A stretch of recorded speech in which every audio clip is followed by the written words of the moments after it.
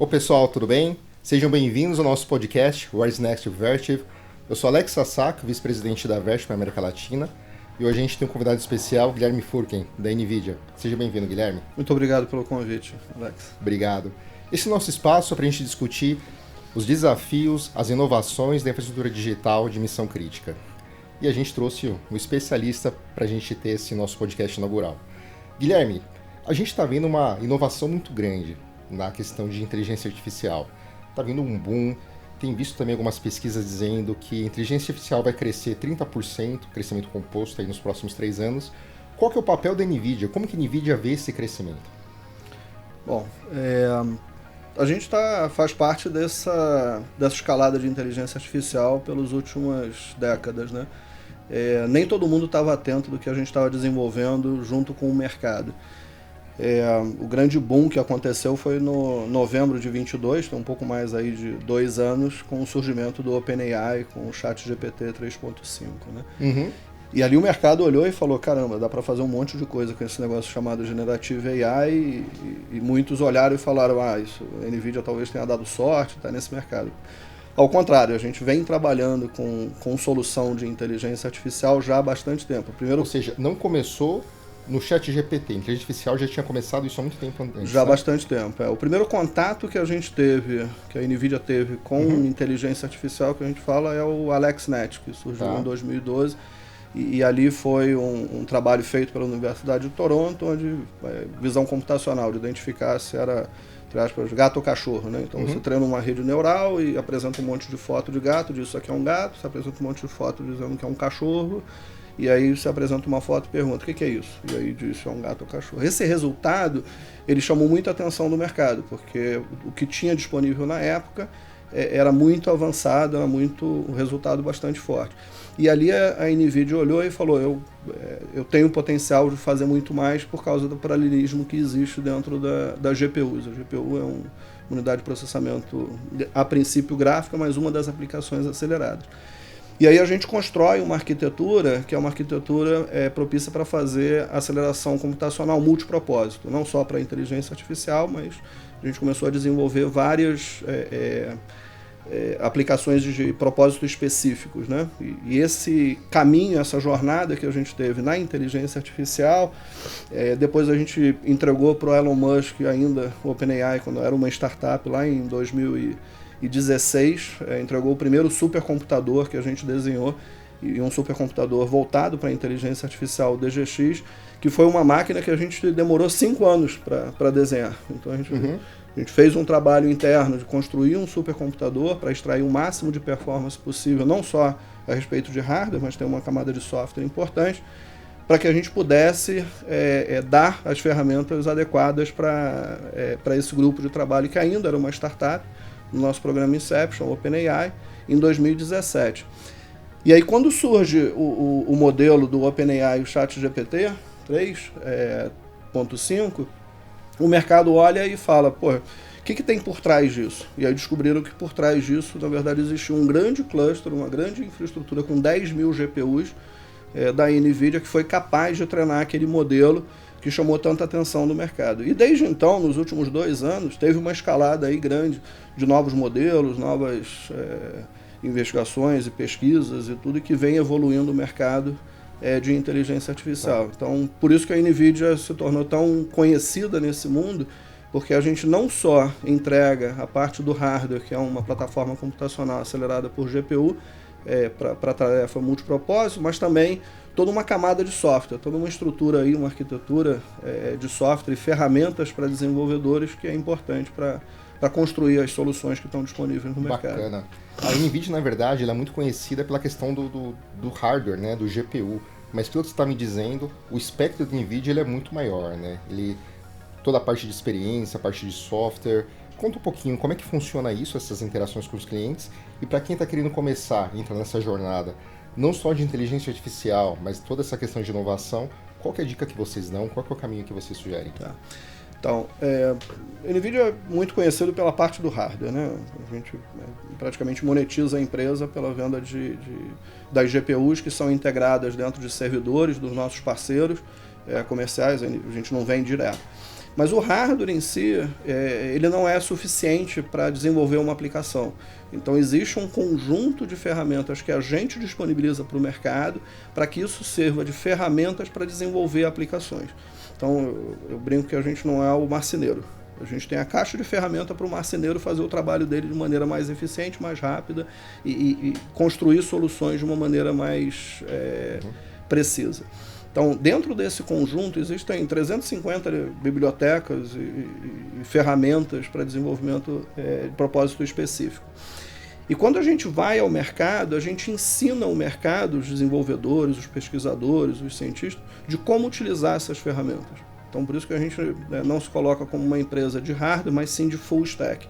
Porque eu vou até a caixa de ferramentas, onde isso serve de insumo para eles desenvolver. E a tua pergunta de como começar essa jornada, né?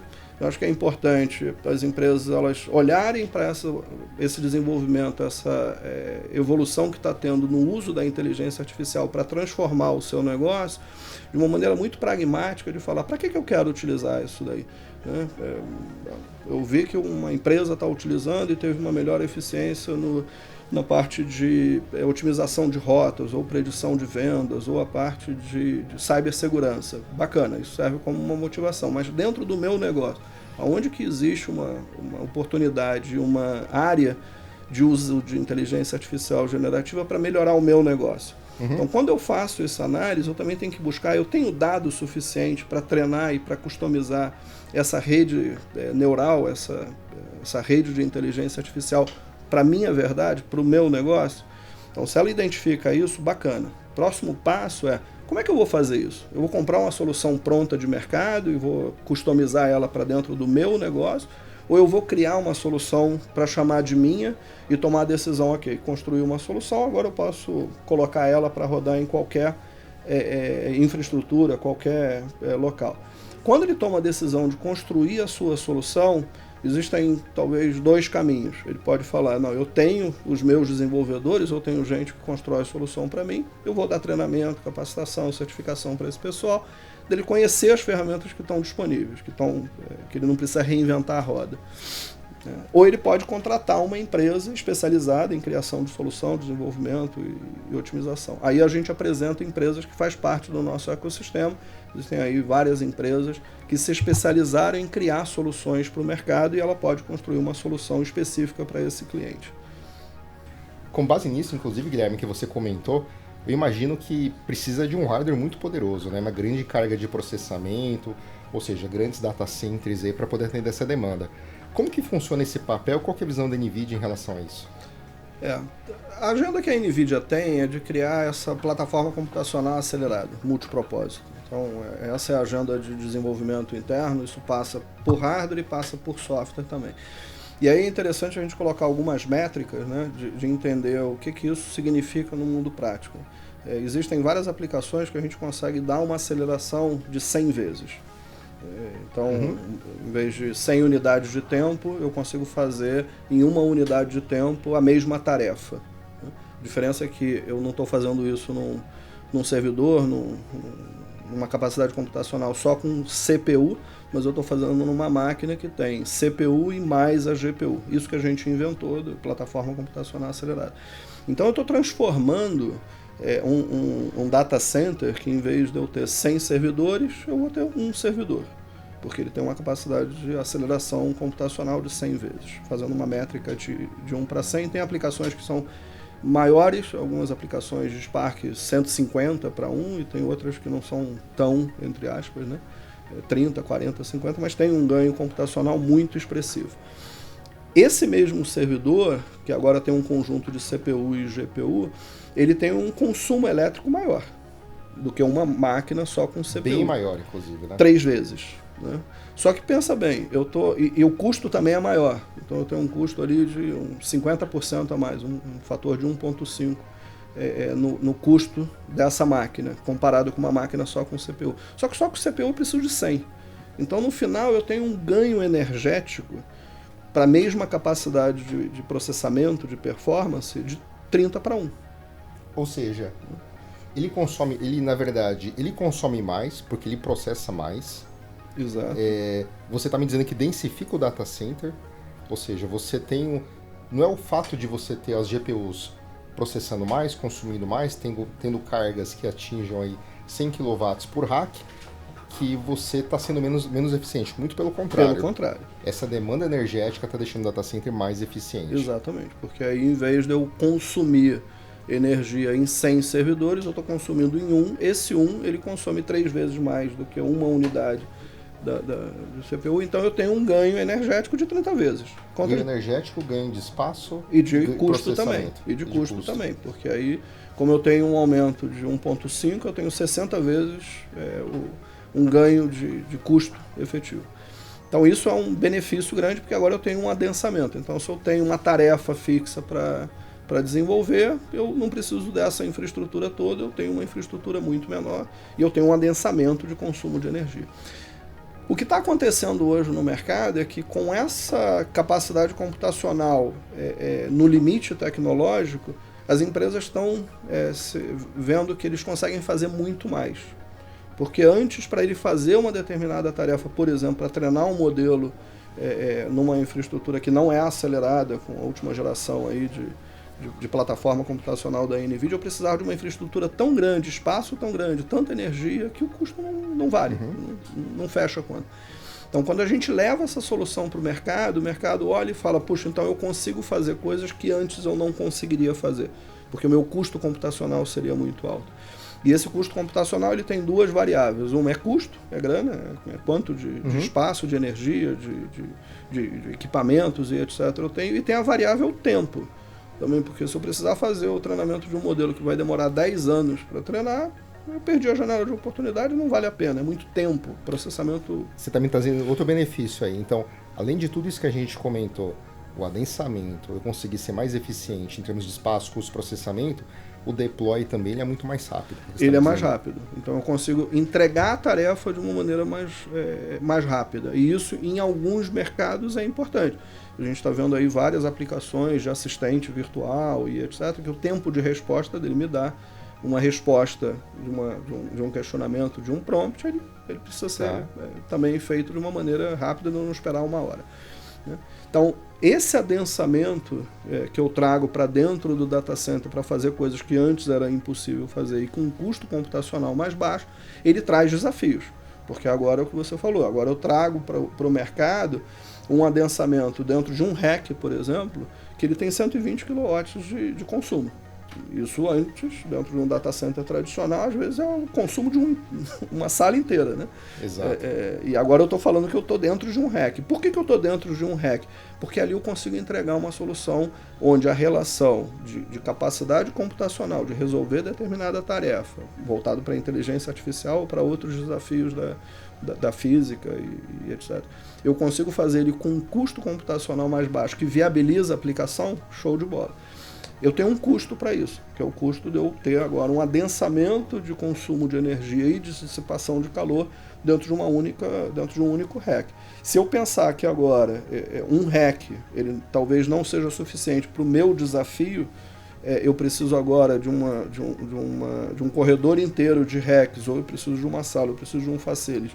Como a gente viu já desenvolvimento de alguns data centers com 100 mil GPUs, aí entra o desafio de, ok, como é que eu vou prover energia para isso e como é que eu vou também refrigerar essa infraestrutura toda.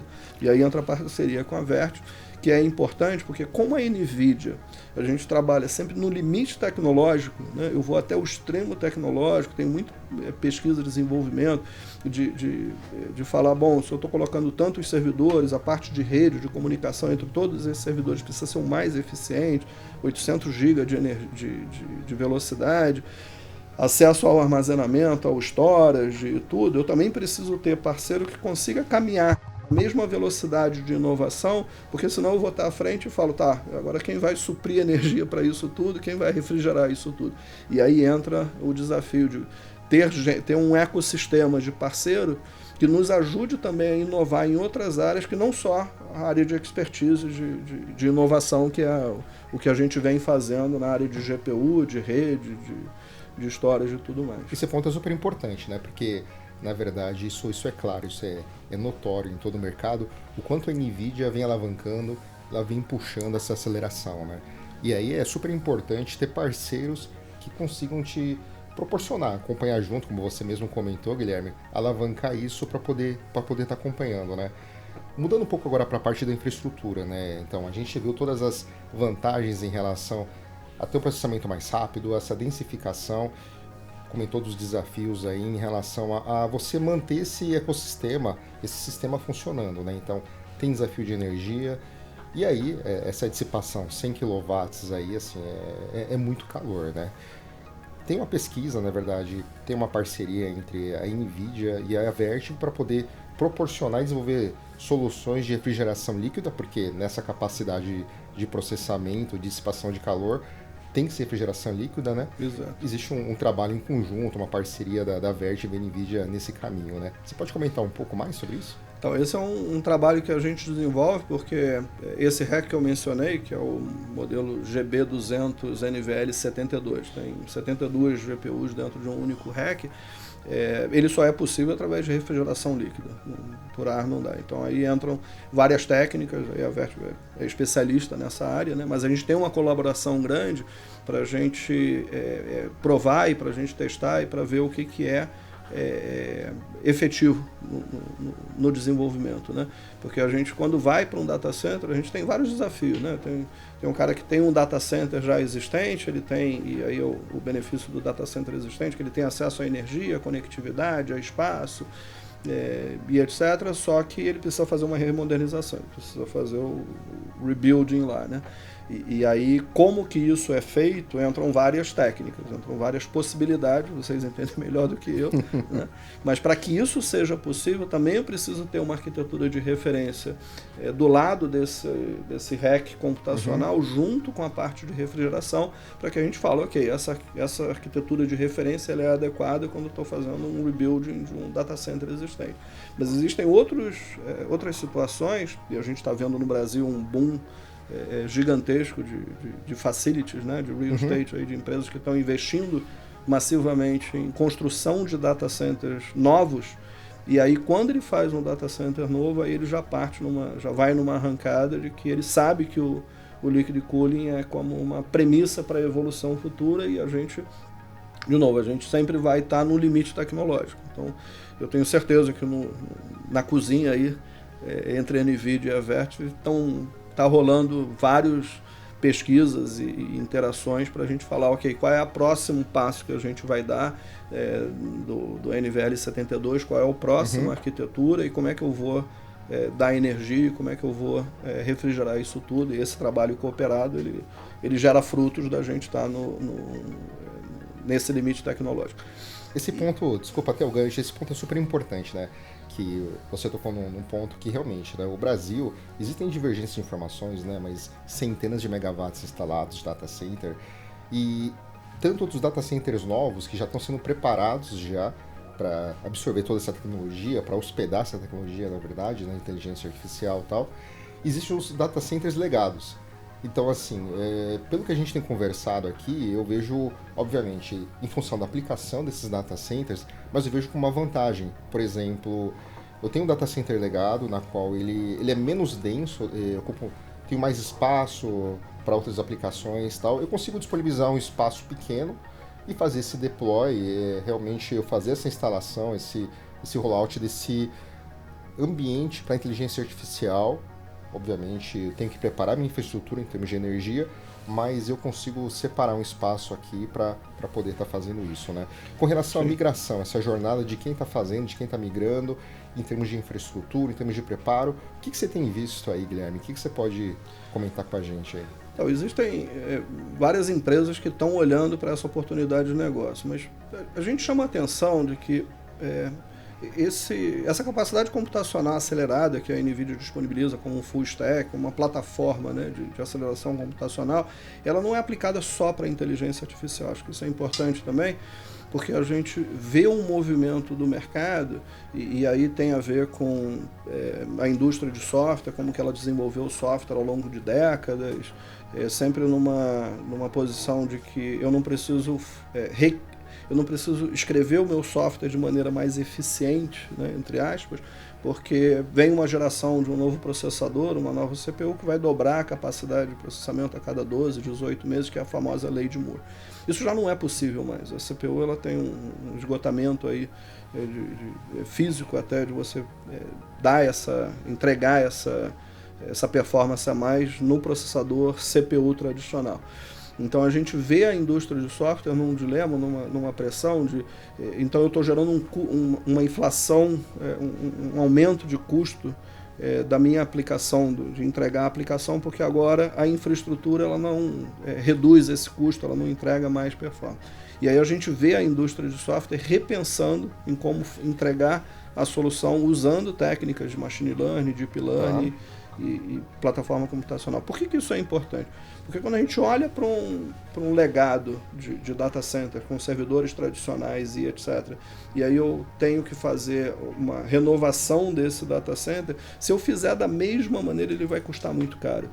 Então o que a gente recomenda é repensa como que a aplicação está rodando e já pensa em fazer essa renovação, esse refresh, usando técnicas de inteligência artificial acelerada por essa plataforma computacional com GPU, porque aí você reduz o custo dessa infraestrutura e a aplicação entrega mais valor.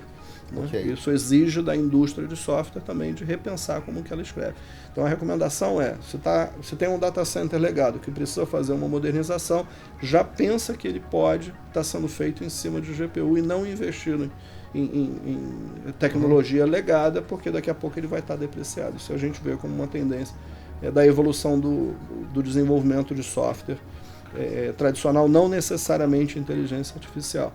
E outra coisa que está acontecendo é que em todas as aplicações, de uma maneira geral, existe um estudo para 2026, 80% das aplicações vão ter algum plugin, vai ter algum API para uma ferramenta de inteligência artificial generativa, né? Você pode colocar aí como um Copilot. Então, a gente já vê algumas softwares de mercado com Copilot disponível, mas a gente vê isso daí crescendo para praticamente um universo bastante grande, né? 80% das aplicações com um plugin para inteligência artificial generativa. O que acontece? Eu preciso de capacidade computacional agora distribuída nos data centers para fazer essa inferência. Super importante isso, ou seja, a jornada vocês conseguem auxiliar, mas isso é um caminho que você, como você mesmo comentou, você não consegue estar percorrendo sozinho, né? Tanto os nossos clientes como a NVIDIA, como existe todo um ecossistema para poder suportar esse crescimento, né? Como Exato. Você falou, né? Do ponto de vista de software, do ponto de vista de hardware, do ponto de vista de infraestrutura. Então acaba sendo um trabalho em conjunto aí de vários players para a gente poder estar avançando com isso, né? Dentro da NVIDIA a gente o tempo todo tá preocupado com o ecossistema no nosso entorno, né? A gente não cria a solução sozinha, como eu falei, a gente não vende nada direto, a gente sempre vende através de algum parceiro, seja infraestrutura ou capacidade de consumo, ou consumo, né? em algum cloud provider, um hyperscaler que é parceiro nosso, mas do mesmo ponto, aplicação. Eu não tenho uma aplicação de CRM, ou de otimização de rota, ou de predição de vendas, eu não tenho a solução, eu tenho a ferramenta que alguém está construindo a solução ali dentro.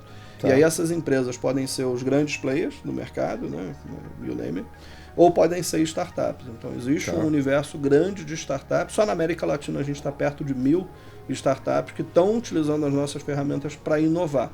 Então, essa é parte do nosso ecossistema. Mas o ecossistema também envolve as universidades, envolve centros de pesquisas, envolve os próprios data centers como parceiros também, porque eles precisam entender como que eles precisam construir essa infraestrutura para acomodar essa demanda que vai vir. E aí é um ciclo virtuoso, né? A gente hoje está num momento em que a gente tem uma demanda que justifica criar novas aplicações e que isso daí justifica a parte do investimento e enfim, isso tudo vai realimentando o outro, mas começou com essa ideia de um ecossistema que saiba utilizar as ferramentas da NVIDIA, as plataformas da NVIDIA. E o que está vindo por aí agora? Assim, a gente está vendo um caminho muito grande, um movimento de inovação muito grande. Qual que é a visão da NVIDIA agora, esse caminho que foi iniciado, essa jornada de inteligência artificial para o futuro? Qual que é? Sei que é muito difícil a gente estar falando de futuro, né? Mas qual que é o caminho, qual que é a tendência que vocês estão vendo? A gente vê alguns passos, né? Então, toda essa criação dos modelos de inteligência artificial, de eu treinar os modelos, de eu customizar, de eu levar a verdade de um determinado segmento, seja de saúde ou de transporte, para dentro de um modelo de inteligência artificial.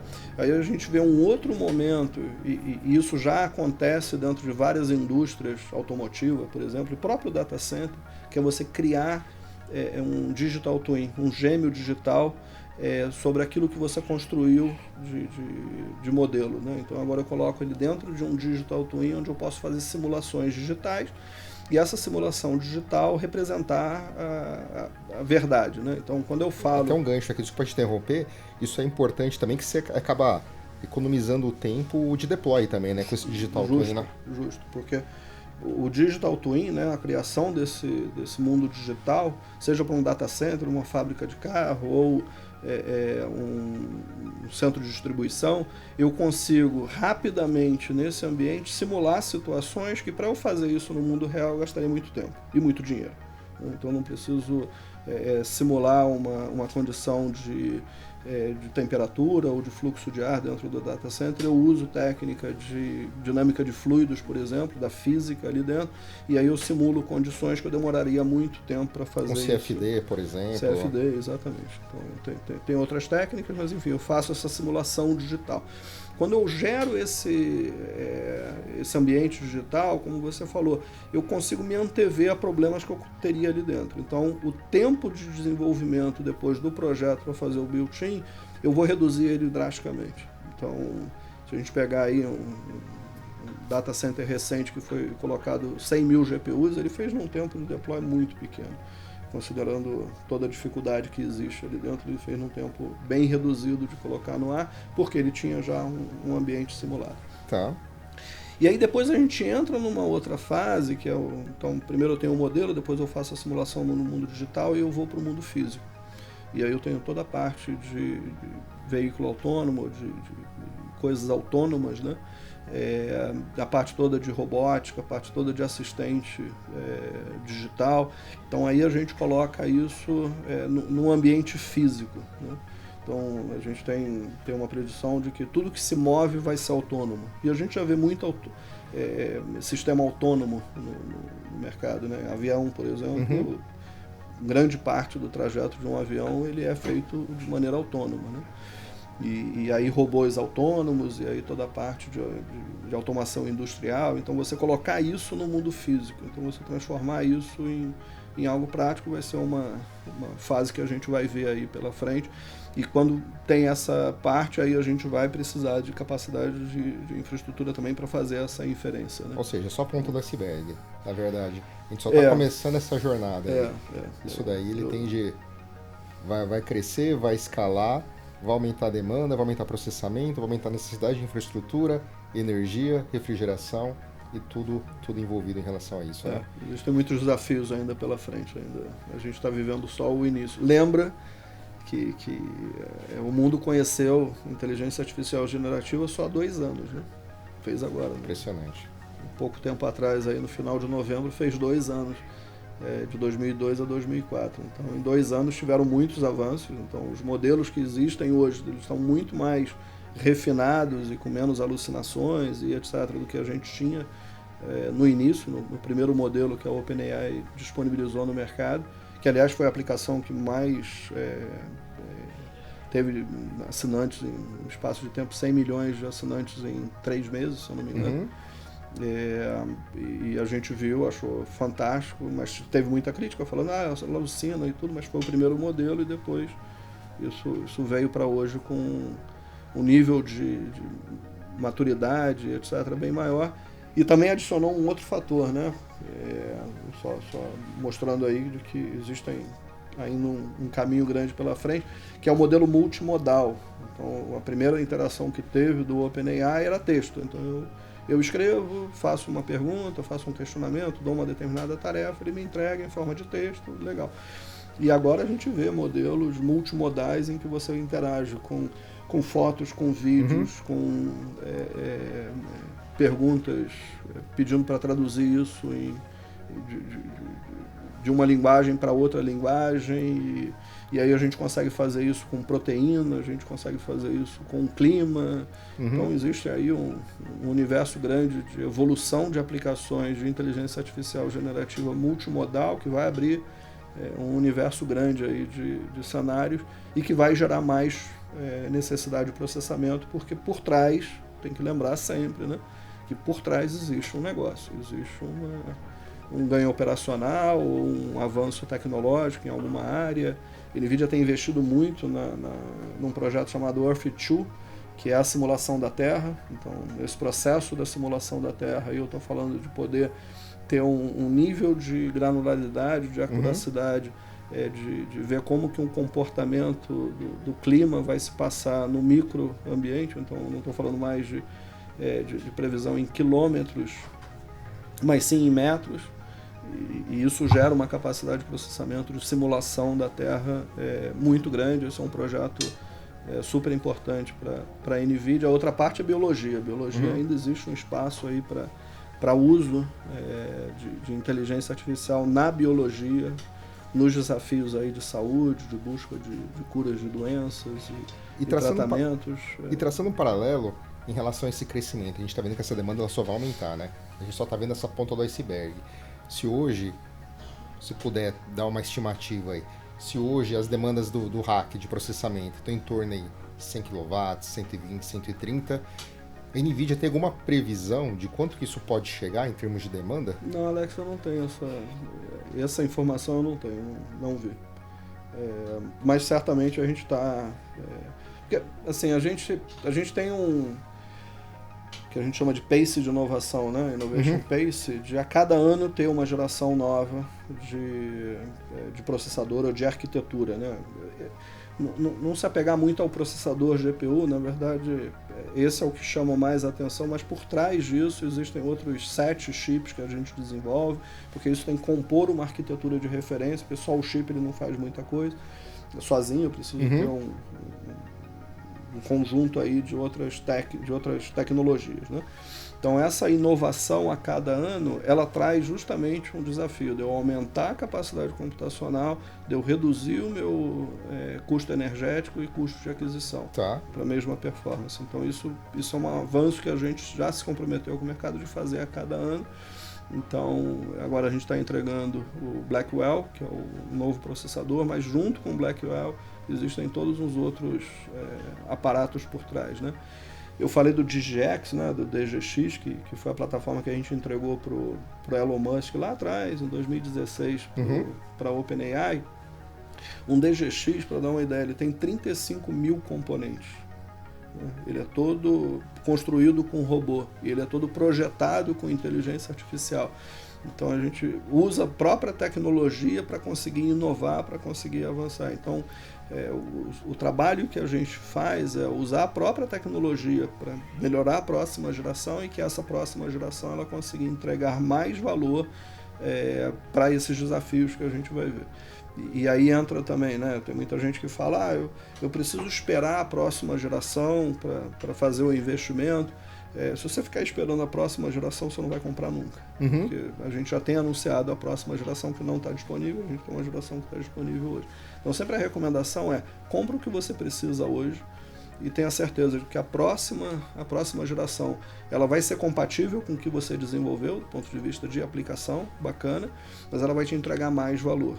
Mas hoje a gente entrega o estado da arte e a próxima vai ter, não sei se é adensamento de energia maior, não tenho essa informação realmente, se ele vai ter mais consumo energético do que Ou seja, se ficar esperando a última geração definitiva, vai acabar perdendo o bonde, né? Vai ficar sendo ultrapassado. Por isso que o tempo de mercado ele é importante, né? Existe uma corrida grande de